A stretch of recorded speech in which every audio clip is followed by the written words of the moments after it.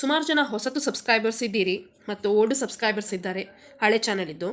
So ಕೆಲವರಿಗೆ ಗೊತ್ತಿದೆ, ಆದರೆ ಇನ್ನೂ ಕೆಲವರಿಗೆ ಹೊಸತು ಜಾಯ್ನ್ ಆದವರಿಗೆ ಗೊತ್ತಿಲ್ಲ.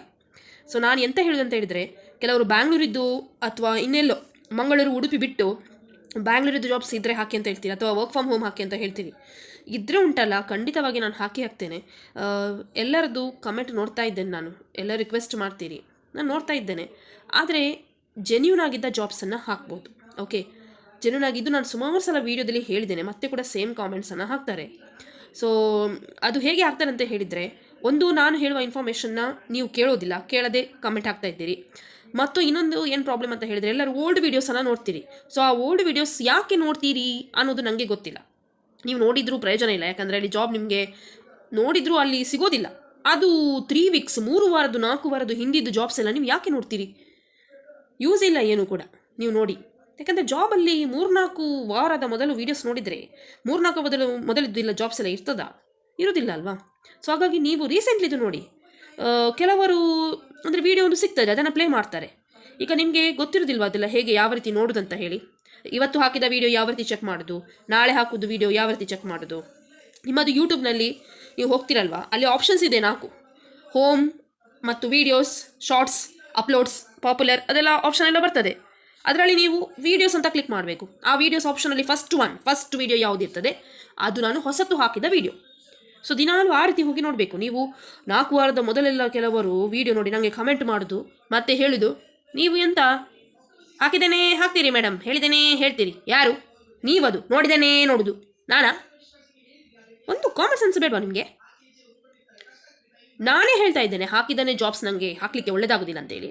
ಅದು ಯಾರೋ ಅವ್ರಿಗೆ ಸಬ್ಸ್ಕ್ರೈಬರ್ ಹೇಳ್ತಾರೆ, ನೀವು ಹೇಳಿದ್ದೇನೆ ಹೇಳುದಂತೆ. ತಪ್ಪು ನಿಮ್ಮದು, ನೀವು ನೋಡಿದ್ದೇನೆ ನೋಡೋದು ವೀಡಿಯೋ. ನಿಮಗೆ ಅಲ್ಲಿ 3-4 ವಾರದ ವೀಡಿಯೋ ನೋಡಲಿಕ್ಕೆ ಯಾರು ಹೇಳಿದ್ದಾರೆ? ನಾನಿದು ಇನ್ಫಾರ್ಮೇಷನ್ ಉಂಟಲ್ಲ, ಇದಕ್ಕೆ ಮುಂಚೆ ಕೂಡ ಹೇಳಿದ್ದೇನೆ ಹೊಸತು ವೀಡಿಯೋಸ್ ನೋಡಿ ಅಂತೇಳಿ.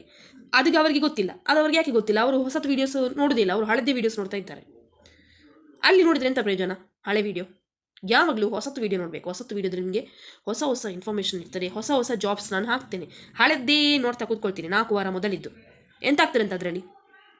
ನಾನು ಯಾವಾಗಲೂ ಉಂಟಲ್ಲ ಜಾಬ್ ಹಾಕ್ತೇನೆ, ಮತ್ತು ನನ್ನ ಕೆಲಸವನ್ನು ಮಾಡಿ ಮುಗಿಸ್ತೇನೆ, ವೀಡಿಯೋ ಎಂಡಪ್ ಮಾಡ್ತೇನೆ. ಆದರೆ ಇದು ಸುಮಾರು ಜನರಿಗೆ ಗೊತ್ತಿಲ್ಲ. ಈಗ ನಾನು ವೀಡಿಯೋ ಹಾಕಿದರೆ ನಂಗೆ ಗೊತ್ತುಂಟು ಅದರಲ್ಲಿ ಎಷ್ಟು ಜನ ನೋಡ್ತಾರೆ, ಎಷ್ಟು ಜನ ನೋಡೋದಿಲ್ಲ ಅಂತೇಳಿ. ಆಲ್ಮೋಸ್ಟ್ ನನಗೆ ಗೊತ್ತಿದ್ದ ಪ್ರಕಾರ ಸಬ್ಸ್ಕ್ರೈಬರ್ಸ್ ಎಲ್ಲ ಓಲ್ಡ್ ವೀಡಿಯೋಸ್ ನೋಡೋದು. ನೀವು ಓಲ್ಡ್ ವೀಡಿಯೋಸ್ ನೋಡಿದ್ರೆ ಎಂತ ಆಗ್ತದೆ? ಎಂತ ಆಗೋದಿಲ್ಲ, ವೇಸ್ಟ್. ನೀವು ಹೆಚ್ಚಂದರೆ 3-4 ಡೇಸಿದ್ದು ವೀಡಿಯೋ ನೋಡ್ಬೋದು, ಆಯಿತಾ? ಅದಕ್ಕಿಂತ ಹೆಚ್ಚಿದ್ದು ನೋಡಿದರೆ, ತುಂಬ ದಿನ ಕಳೆದು ಹೋದ ವೀಡಿಯೋಸ್ ನೋಡಿದರೆ ಏನು ಪ್ರಯೋಜನ ಇಲ್ಲ. ಅಲ್ಲಿ ಅವರಿಗೆ ಸಿಕ್ಕಿ ಆಗ್ತದೆ. ಒಂದು ವೇಳೆ ಅವರಿಗೆ ಏನಾದರೂ ಹಾಗೂ ಸಿಗಲಿಲ್ಲ ಅಂತ ಹೇಳಿದರೆ ಯಾರಾದರೂ, ನಾನು ರಿಪೀಟ್ ಆಗಿ ಅದನ್ನು ಹೇಳ್ತೇನೆ. ಅವರು ಹೇಳಿ ಅಂತ ಹೇಳಿದರೆ ಮಾತ್ರ ನಾನು ಹೇಳ್ತೇನೆ. ಅಂಥದ್ದು ಜಾಬ್ಸ್ ನನಗೆ ಯಾವುದು ಸಿಗೋದಿಲ್ಲ, ರಿಪೀಟೆಡ್ ಜಾಬ್ಸ್ ಎಲ್ಲ ಹೊಸತೇ ಸಿಗೋದು. ಅದು ಈ ಮೊನ್ನೆ ನಾನು ಒಂದು ದಿನಕ್ಕೆ 3 ವೀಡಿಯೋಸ್ ಹಾಕಿದ್ದೇನೆ, ಅದು ಎಲ್ಲ ಡಿಫ್ರೆಂಟ್ ಜಾಬ್ಸ್, ರಿಪೀಟೆಡ್ ಒಂದು ಇಲ್ಲ. ಅದು ನೀವು ಅಂತೆಲ್ಲ ವೀಡಿಯೋಸಿಗೆ ಅಪ್ಲೈ ಮಾಡಿ ಅಲ್ವಾ ನೀವು? ಸುಮ್ಮನೆ ನೀವು ಎಂತ 4 ವಾರದ್ದು 5 ವಾರದ್ದೆಲ್ಲ ವೀಡಿಯೋಸ್ ನೋಡಿ ಅಲ್ಲಿ ನನಗೆ ಕಮೆಂಟ್ ಮಾಡ್ತೀರಿ. ನನಗೆ ಅದಕ್ಕೆಲ್ಲ ಆನ್ಸರ್ ನಾನು ಕೊಡೋದಿಲ್ಲ, ಯಾಕೆಂದರೆ ಓಲ್ಡ್ ವೀಡಿಯೋಸಿಗೆ ನಿಮಗೆ ಕಮೆಂಟಿಗೆ ನಾನು ಆನ್ಸರ್ ಕೊಟ್ಟರೆ ವೇಸ್ಟ್, ವೀಡಿಯೋವೇ ವೇಸ್ಟ್. ನೋಡೋದು ನೀವು ಕಮೆಂಟ್ ಕೊಟ್ಟರೆ ಇನ್ನೂ ವೇಸ್ಟ್. ಇನ್ನು ಬ್ಯಾಂಗ್ಳೂರಿದ್ದು ಜಾಬ್ಸ್ ಇದೆ, ಜೆನ್ಯೂನ್ ಜಾಬ್ಸ್ ಮಾತ್ರ ಹಾಕೋದು. ಬ್ಯಾಂಗ್ಳೂರಿದಂತಲ್ಲ, ಇದೆಲ್ಲರಿಗೂ ಆಲ್ ಓವರ್ ಇನ್ಫಾರ್ಮೇಷನ್ ನನಗೆ ಕೊಡ್ತಾ ಇದ್ದೇನೆ. ನನ್ನ ವೀಡಿಯೋದಲ್ಲಿ ನಾನು ಹಾಕುವಂಥ ಜಾಬ್ಸ್ ಎಲ್ಲ ಹೊಸತು ಜೆನ್ಯೂನ್ ಇದ್ದದ್ದು ಮಾತ್ರ ಹಾಕೋದು. ಕಂಡದ್ದು ಹಾಕಲಿಕ್ಕೆ ನನಗೆ ಬರೋದಿಲ್ಲ, ಅಥವಾ ಹೇಳಿದರೆ ನಾನು ಹಾಕೋದಿಲ್ಲ. ಯಾಕೋ ನಾನೇ ಮಂಗಳೂರಿನವಳು, ಅದಕ್ಕೋಸ್ಕರ ಬ್ಯಾಂಗ್ಳೂರಿನಲ್ಲಿ ಯಾವ ರೀತಿ ಜಾಬ್ಸ್ ಎಲ್ಲ ಇದೆ ನನಗೆ ಗೊತ್ತಿಲ್ಲ. ಯಾರೋ ಹೇಳ್ತಾರೆ ಹಾಕಿ ಅಂತ ಹೇಳಿ, ನಾನು ಹಾಕ್ಲಿಕ್ಕೆ ಆಗೋದಿಲ್ಲ. ಯಾಕೆಂದರೆ ಅಲ್ಲಿದ್ದು ನಿಮ್ಮದು ಬ್ಯಾಂಗ್ಳೂರಿದ್ದು ಪ್ಲೇಸ್ ಅಥವಾ ವರ್ಕ್ ಎನ್ವೈರ್ಮೆಂಟ್ ಆಗಲಿ, ಜಾಗ ಆಗಲಿ, ಅಥವಾ ಮನುಷ್ಯರು ಯಾವ ರೀತಿ ಇರ್ತಾರೆ ಅಂತ ನನಗೆ ಗೊತ್ತಿಲ್ಲ. ಸೊ ಹಾಗಾಗಿ ಬ್ಯಾಂಗ್ಳೂರಲ್ಲಿ ಆದರೆ ಏನಾದರೂ ರಿಸರ್ಚ್ ಮಾಡಿ ಯಾರ ಹತ್ರ ಅದು ಕೇಳ್ಬೋದು. ನಿಮ್ಮ ಬ್ಯಾಂಗ್ಳೂರಿದ್ದು ನಾನು ಒಂದು ಜಾಬ್ ಸಿಕ್ಕಿದ್ರೆ ಯಾರ ಹತ್ರ ಅಂತ ಕೇಳೋದು. ಸೊ ನನಗೆ ಹೇಗೆ ಗೊತ್ತಾಗೋದು? ನನಗೆ ಯಾರು ಹೇಳಿದ ಜಾಬ್ಸ್ ಅದು ಫೇಕಾ ಜೆನ್ಯೂನ್ ಅಂತ ಹೇಳಿ ನನಗೆ ಹೇಗೆ ಗೊತ್ತಾಗೋದು? ಸೊ ಅದಕ್ಕೋಸ್ಕರ ನಾನು ಇಷ್ಟೇ ಹೇಳೋದೇನಂತ ಹೇಳಿದರೆ, ನನಗೆ ಜೆನ್ಯೂನ್ ಅಂತ ಸಿಕ್ಕಿದ ಜಾಬ್ಸನ್ನು ನಾನು ಹಾಕ್ತೇನೆ. ನೀವೆಷ್ಟು ಕಮೆಂಟ್ ಮಾಡಿ ಕೇಳಿದರೂ ಲಾಟ್ ಜಾಬ್ಸ್ ನಾನು ಹಾಕಲಿಕ್ಕೆ ಆಗೋದಿಲ್ಲ. ನಾನು ಇದನ್ನು ಮುಂಚೆ ಕೂಡ ಹೇಳಿದ್ದೇನೆ. ಇವತ್ತು ನಾನು ಈಗ ಹಾಕಿದ ವೀಡಿಯೋಸನ್ನು ಎಷ್ಟು ಜನ ನೋಡ್ತೀರಿ ನಂಗೆ ಗೊತ್ತಿಲ್ಲ. ಪದೇ ಕೇಳಬೇಡಿ ಬ್ಯಾಂಗ್ಳೂರು ಜಾಬ್ ಅಂತ ಹೇಳಿ. ಸಿಕ್ಕಿದ್ರೆ ಜೆನ್ಯೂನ್ ಇದ್ದರೆ ಯಾರು ಹಾಕೋದಿಲ್ಲ? ಎಲ್ಲರೂ ಹಾಕ್ತಾರಲ್ವ. ಬ್ಯಾಂಗ್ಳೂರು ಜಾಬ್ಸ್ ಹೇಳಿ, ನೀವು ಮಂಗಳೂರಿದು ಮಾತ್ರ ಹೇಳೋದು. ಮಂಗಳೂರು ಯಾಕೆ? ಉಡುಪಿ ಯಾಕೆ? ಬೇರೆ ಸುಮಾರು ಜಾಬ್ಸ್ ಹಾಕಿದ್ದೇನೆ ನಾನು.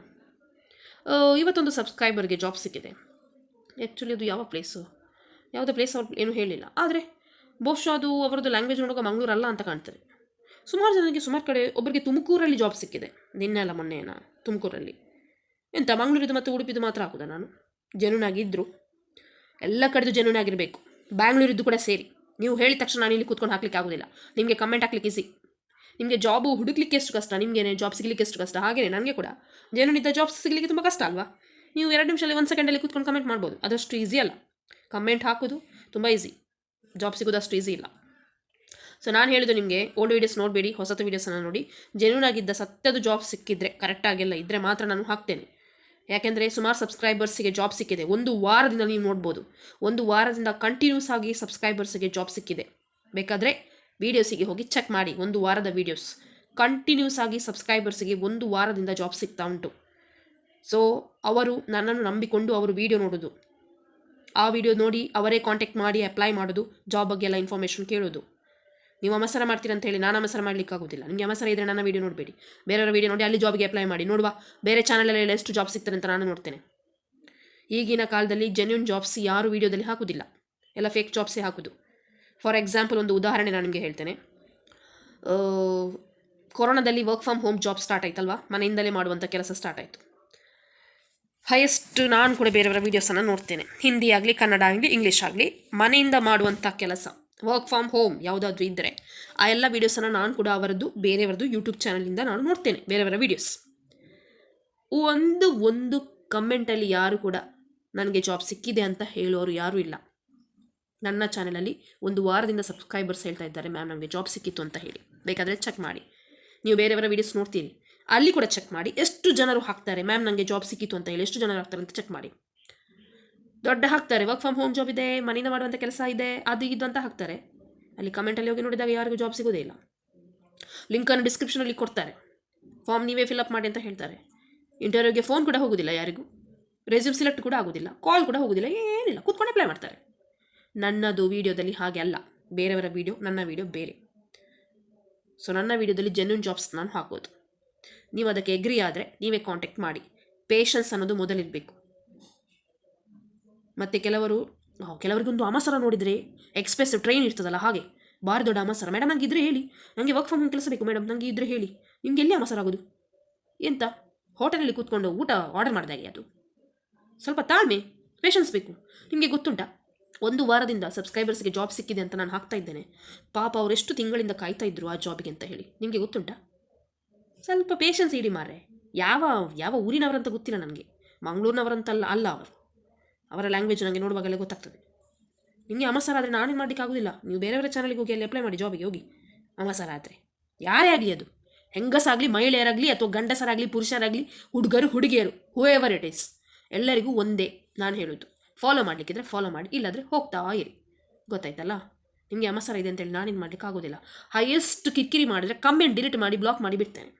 ಯಾಕಂದರೆ ಈ ಯಾರು ಸಬ್ಸ್ಕ್ರೈಬರ್ಸ್ ಇದ್ದಾರೆ ನನ್ನ ವೀಡಿಯೋ ನೋಡಿದವರು, ಅವರಿಗೆ ಜಾಬ್ ಸಿಕ್ಕಿದೆ ಕಮೆಂಟ್ ಮಾಡಿ ಯಾರು ಕೂಡ ನನ್ನ ತಲೆ ತಿನ್ನಲಿಲ್ಲ. ನೀವು ಈಚೆ ಕಡೆಯಿಂದ ಅಮಸರ, ನಿಮಗೆ ಈಚೆ ಕಡೆಯಿಂದ ನೀವು ಕಮೆಂಟ್ ಹಾಕೋದು, ನಿಮಗೆ ಪೇಷನ್ಸ್ ಇಲ್ಲ. ನಿಮ್ಮ ಕಮೆಂಟನ್ನು ಸುಮಾರು ಸಬ್ಸ್ಕ್ರೈಬರ್ಸಲ್ಲಿ ನೋಡ್ತಾ ಇದ್ದಾರೆ. ಜಾಬ್ ಸಿಕ್ಕಿದವರ ಹತ್ರ ಕೇಳಿ. 1 ವಾರದಿಂದ ಕೆಲವರಿಗೆ ಜಾಬ್ ಸಿಕ್ಕಿದೆ, ಅವರ ಹತ್ರ ಸ್ವಲ್ಪ ಕೇಳಿ. ನಿಮಗೆ ಅಲ್ಲಿ ಕಮೆಂಟ್ ಅವರದ್ದು ಉಂಟು, ಜಾಬ್ ಸಿಕ್ಕಿದವರದ್ದು, ಅವರ ಹತ್ರ ಸ್ವಲ್ಪ ಕೇಳಿ. ಸುಮ್ಮನೆ ಸೈಲೆಂಟಾಗಿ ಕೂತ್ಕೊಂಡು ವೀಡಿಯೋಸ್ ನೋಡ್ತಾರೆ. ನೀವೇನು ಕೆಲವರು, ಎಲ್ಲರೂ ಅಂತ ಹೇಳೋದಿಲ್ಲ ನಾನು, ಎಲ್ಲರೂ ಕಮೆಂಟ್ ಮಾಡಬೇಡಿ ಅಂತ ನಾನು ಹೇಳೋದಿಲ್ಲ. ಆದರೆ ಹಾಕಿದ್ದನ್ನೇ ಕಮೆಂಟ್ ಪದೇ ಹಾಕಿ ಕೇಳ್ತಾರಲ್ಲ, ಮೇಡಮ್ ನನಗೆ ಜಾಬ್ ಇದ್ದರೆ ಹೇಳಿ, ಬ್ಯಾಂಗ್ಳೂರದೇ ಇದ್ದರೆ ಹೇಳಿ, ವರ್ಕ್ ಫ್ರಮ್ ಹೋಮೇ ಇದ್ದರೆ ಹೇಳಿ. ಎಂತ ಇಲ್ಲಿ ಇದುಂಟಾ? ನನಗೆ ಒಂದೊಂದು ಫ್ರೀಗೆ ಲೈನಲ್ಲಿ ಬರ್ತಾ ಇರ್ತದಲ್ಲ ಅಲ್ವಾ? ಸುಮಾರು ಜನರಿಗೆ ನಾನು ಬ್ಲಾಕ್ ಮಾಡಿಬಿಟ್ಟಿದ್ದೇನೆ. ನನಗೇನು ಪ್ರಾಬ್ಲಮ್ ಇಲ್ಲ, ಪ್ರಾಬ್ಲಮ್ ನಿಮಗೇನೆ, ನನಗೇನು ಪ್ರಾಬ್ಲಮ್ ಆಗೋದಿಲ್ಲ. ಒಂದು ಸಲ ಓಕೆ ಮ್ಯಾಮ್ ನಮಗೆ ಜಾಬ್ ಬೇಕು, ನಿಮಗೆ ಜಾಬ್ ಬೇಕಾದರೆ ಏನು ಮಾಡಬೇಕು ಅದು ಕೂಡ ನಾನು ಹೇಳಿದ್ದೇನೆ. ಲೊಕೇಶನ್ ಹಾಕಬೇಕು, ಜಾಬ್ ಯಾವ ಟೈಪ್ ಇದು ಬೇಕು, ಯಾವ ಕೆಲಸ ನೀವು ಮಾಡಲಿಕ್ಕೆ ರೆಡಿ ಇದ್ದೀರಿ ಆ ಜಾಬನ್ನು ನೀವು ಹಾಕಬೇಕು. ನಿಮ್ಮ ಕತೆ ಪುರಾಣ, ಫ್ಯಾಮಿಲಿಯ ಸ್ಟೋರಿ ಎಲ್ಲ ಬಿಡಿಸಿಯಲ್ಲಿ ಹಾಕೋದಲ್ಲ. ನನಗೆ ಕತೆ ಪುರಾಣ ಬೇಡ. ಜಾಬ್ ಲೊಕೇಶನ್ ಹಾಕಿ, ಸ್ಥಳ ಯಾವುದು, ಯಾವ ಟೈಪ್ ನಿಮಗೆ ಜಾಬ್ ಬೇಕು, ನಿಮ್ಮ ಕ್ವಾಲಿಫಿಕೇಷನ್ ಏನು ಶಿಕ್ಷಣ ಕಲ್ತಿದ್ದೀರಿ ಅಷ್ಟು ಸಾಕು. ನನಗೆ ಕತೆ ಪುರಾಣ ಎಲ್ಲ ಮಾತಾಡೋದು ಬೇಡ ಅಲ್ಲಿ. ಅಂಥವರ ಕಾಮೆಂಟ್ ಡಿಲೀಟ್, ಬ್ಲಾಕ್ ಒಂದೇ ಆಪ್ಷನ್. ಯಾಕೆಂದರೆ ಇದು ನಾನು ಸುಮಾರು ಸಲ ಹೇಳಿದ್ದೇನೆ. ಹಾಕಿದ ವೀಡಿಯೋಸನ್ನು ಒಂದು ಕರೆಕ್ಟಾಗಿ ನೋಡಿ, ಮತ್ತು ಕಮೆಂಟಲ್ಲಿ ಹೇಳಬೇಡಿ ಮೇಡಮ್ ನೀವು ನಾನು ಕೇಳಿದ ಜಾಬ್ಸ್ ಹಾಕಲಿಲ್ಲ. ಫಸ್ಟ್ ನೀವು ವೀಡಿಯೋಸನ್ನು ಫುಲ್ಲು ನಿಮ್ಮ ಜಾಬ್ ಇದ್ದರೂ ಇರೋದಿಲ್ಲ ಆದರೂ ಕಂಪ್ಲೀಟಾಗಿ ನಾನು ಹಾಕಿದ ವೀಡಿಯೋಸನ್ನು ನೋಡಿ. ಮತ್ತು ಜಾಸ್ತಿಯಾಗಿ ಹಾಕಿದರೆ ನಾನು ಆಲ್ರೆಡಿ ಹೇಳಿದಾಗೆ ಮಾಡ್ತೇನೆ. ಸುಮಾರು ಜನರಿಗೆ ಮಾಡಿ ಆಗಿದೆ. ಇದರಿಂದ ನನಗೇನು ನಷ್ಟ ಆಗೋದಿಲ್ಲ, ನನಗೆ ಲಾಭ ಕೂಡ ಏನೂ ಆಗೋದಿಲ್ಲ. ಸೊ ಪ್ಲೀಸ್, ಯಾರು ಸಬ್ಸ್ಕ್ರೈಬರ್ಸ್ ಇದ್ದೀರಿ, ಜಾಬ್ ಸಿಕ್ಕಿದವರಿಗೆ ಕಂಗ್ರ್ಯಾಚುಲೇಷನ್ಸ್. ನನಗೆ ತುಂಬ ಖುಷಿ ಆಯಿತು ಜಾಬ್ ಸಿಕ್ಕಿದೆ ಅಂತ ಹೇಳಿ. ಇವತ್ತು ಕೂಡ ಒಂದು ಸಬ್ಸ್ಕ್ರೈಬರ್ ಹೇಳಿದರು.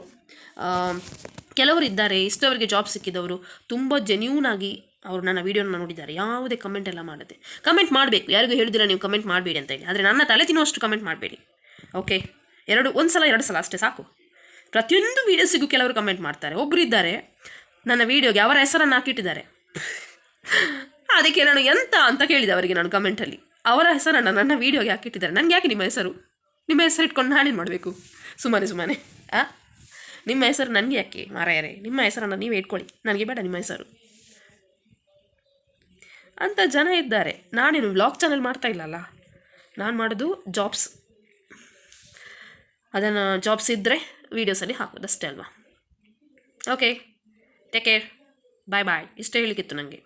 ಫಾಲೋ ಮಾಡ್ತೀರಾದರೆ ಮಾಡಿ, ಇಲ್ಲಾಂದರೆ ಅಗತ್ಯ ಇಲ್ಲಾದರೆ ಹೋಗಿ. ಸಿಂಪಲ್. ಟೇಕ್ ಕೇರ್, ಬಾಯ್.